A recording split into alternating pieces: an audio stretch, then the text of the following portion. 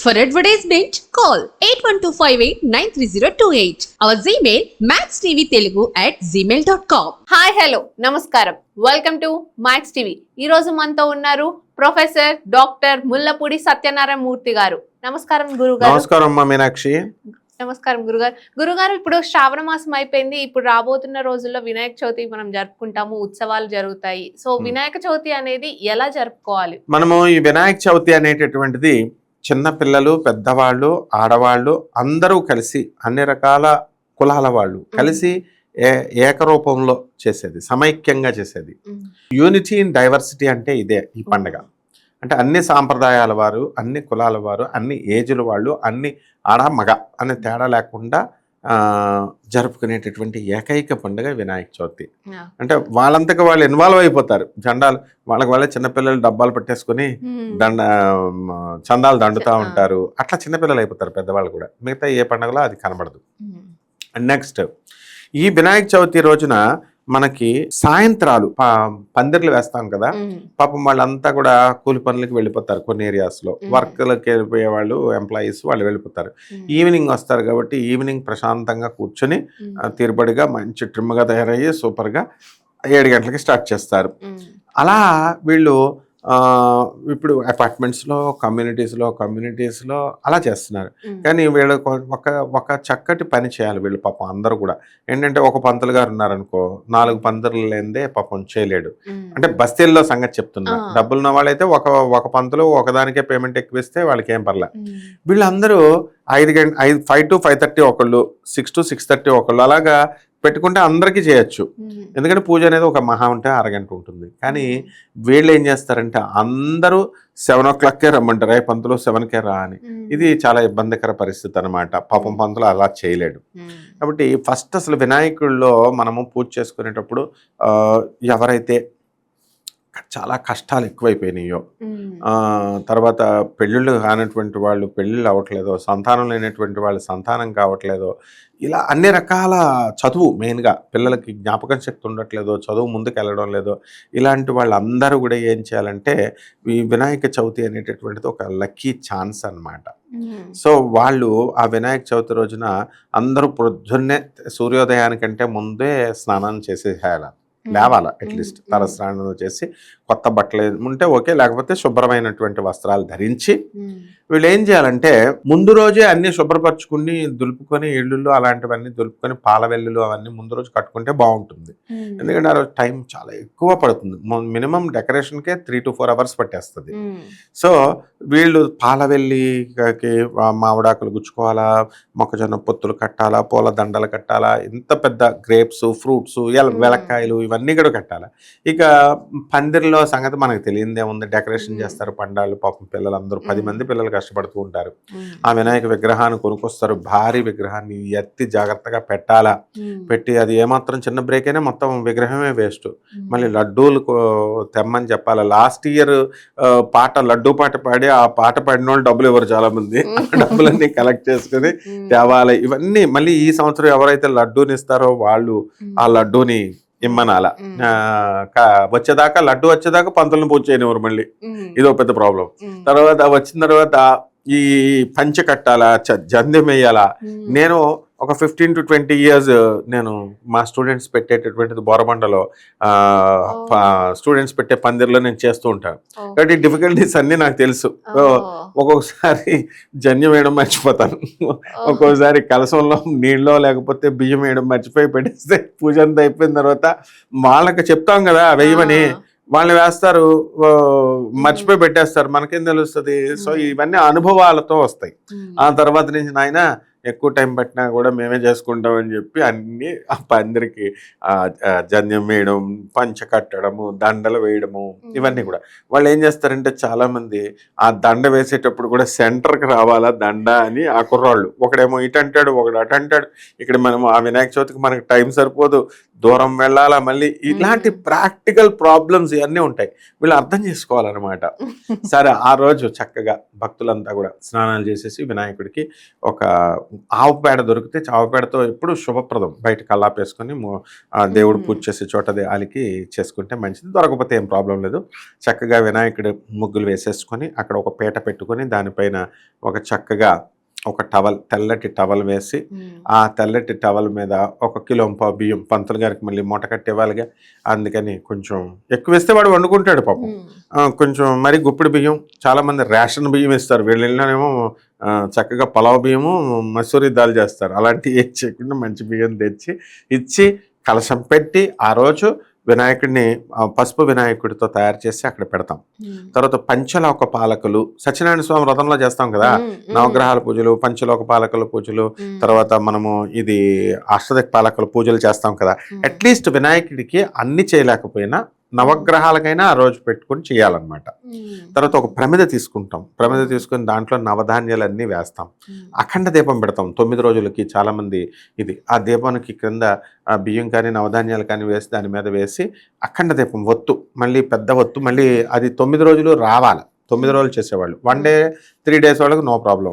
ఇవన్నీ పెట్టుకోవాలి. మళ్ళీ దాన్ని ఎవరు కూడా రోజు ముట్టుకోకుండా దూరంగా ఉండేలాగా ఆ నిర్మాల్యం అంతా కూడా పూజ ఎస్టర్డే పెట్టిన దండలన్నీ అక్కడే ఉంటాయి, పువ్వులు ఉంటాయి కదపకుండా. ఇలా అన్ని తగిన ప్రికాషన్స్ తీసుకుంటాం. కొన్ని పందిరుల్లో ఏ రోజు ఆ రోజు తీసేస్తూ ఉంటారు, పక్కకు పెడుతూ ఉంటారు అనమాట. సో ఏదేమైనప్పటికీ ఇంట్లో ఈ నవగ్రహ కలశం కడతాము. కలశానికి కొత్త కలశం తెచ్చుకొని దానికి దారం చుట్టేసి ఒక తోరం తీసుకొచ్చి పసుపు కొమ్మ కట్టి దానికి కట్టి కొబ్బరికాయ కట్టి తమలపాకులు కానీ మామిడాకులు కానీ కలశం పెట్టడం అందరికీ వచ్చింది, బొట్లు పెట్టి. తర్వాత ఈ యొక్క వినాయకుడికి ఫోటో ఒకటి పెడతాము, పెట్టేసి కలశస్య ముఖే విష్ణు కంటే రుద్ర సమాశ్రిత, కలశ పూజ చేస్తాం.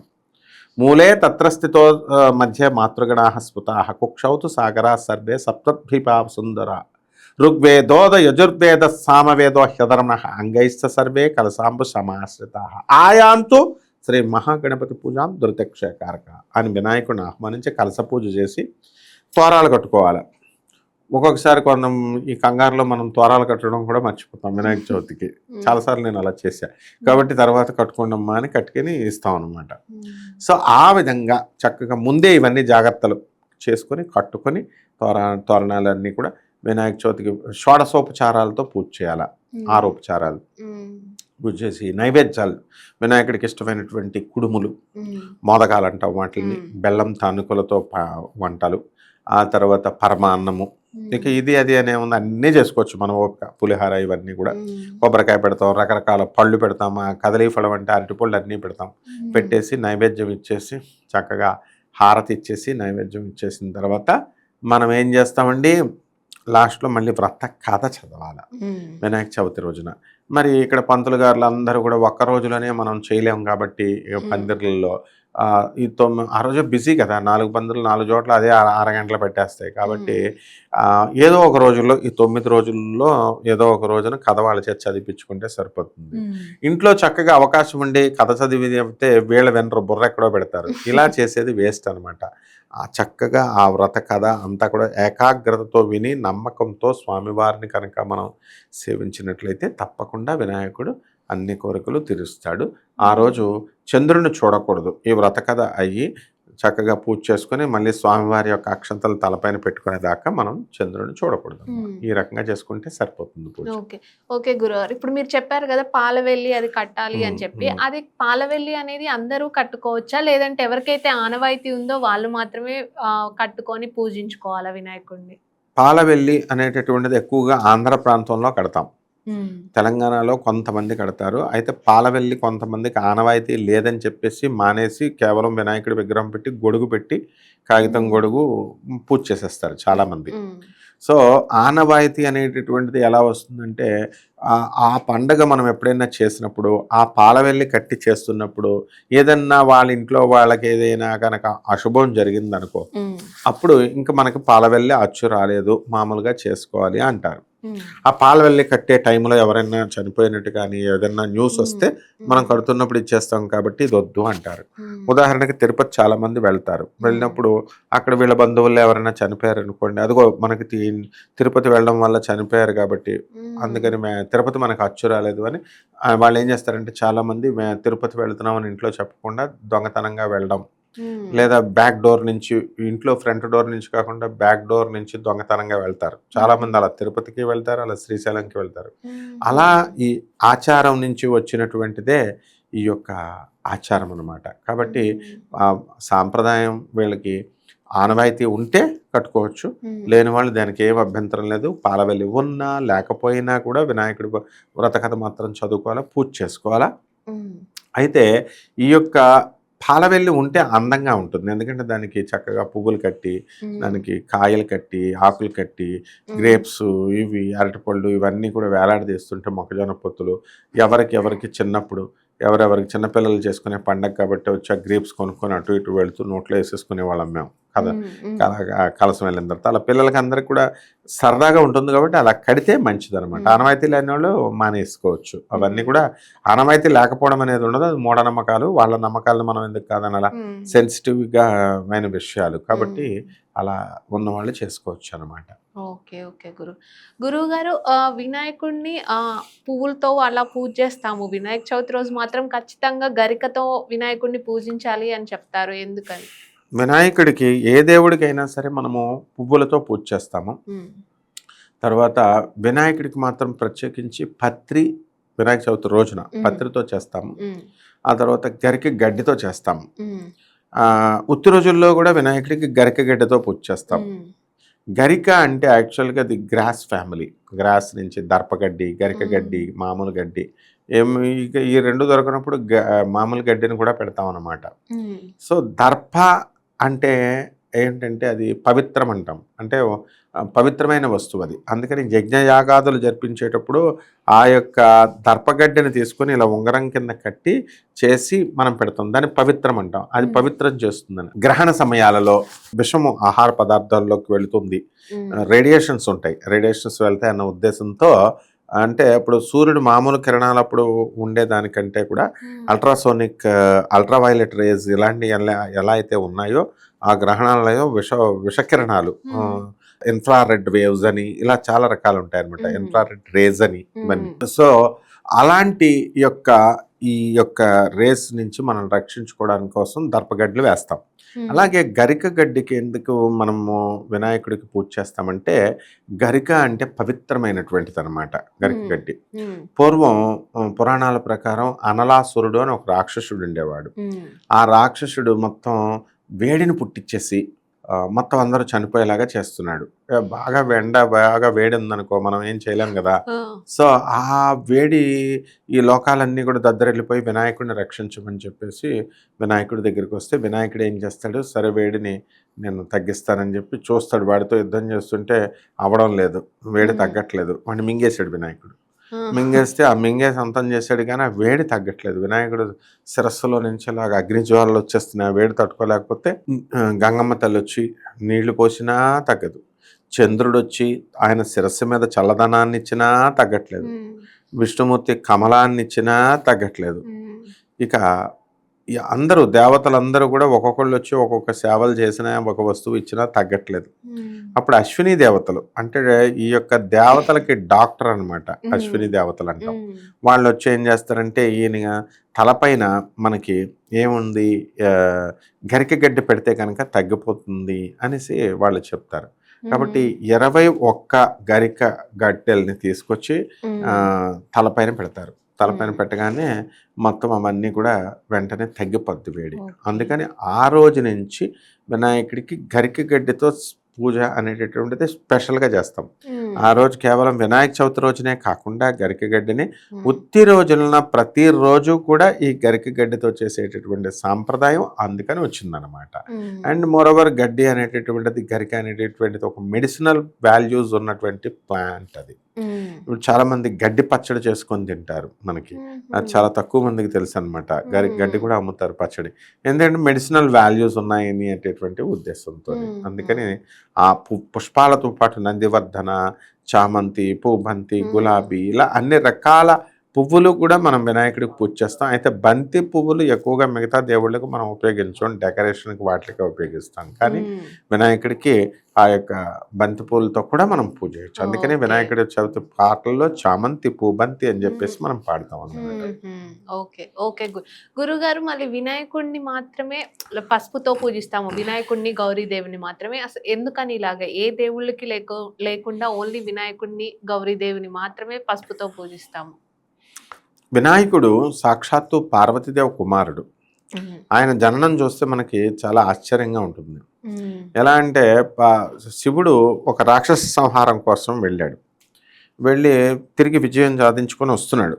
వచ్చే లోపల ఇక్కడ పార్వతీదేవి ఏం చేస్తుందంటే, ఈ బాత్రూమ్ స్నానాలు ఎలాగైతే ఆడవాళ్ళు స్నానం చేస్తూ జ్యోట్లు పడుకుంటారో అలా అమ్మవారి అభ్యంగన స్నానం చేస్తూ మొత్తం బాడీ మీద అంతా కూడా పసుపుతో మనము ఈ పిండితో చేస్తాం కదా, మనము పిండి నులుగు పెట్టుకుంటాం కదా, ఆ విధంగా అప్పుడు సోపులు ఉండేవి కాదు కదా, కాబట్టి ఈ యొక్క పసుపే దానికి ఇది పసుపు, సున్నపిండి, బియ్యం పిండి, అదేదో రాస్తారు, శనగపిండి పసుపు. అప్పుడు పార్వతీదేవి ఆ పసుపుతో చక్కగా రాస్తూ తనకి ఊహించుకుంటుంది.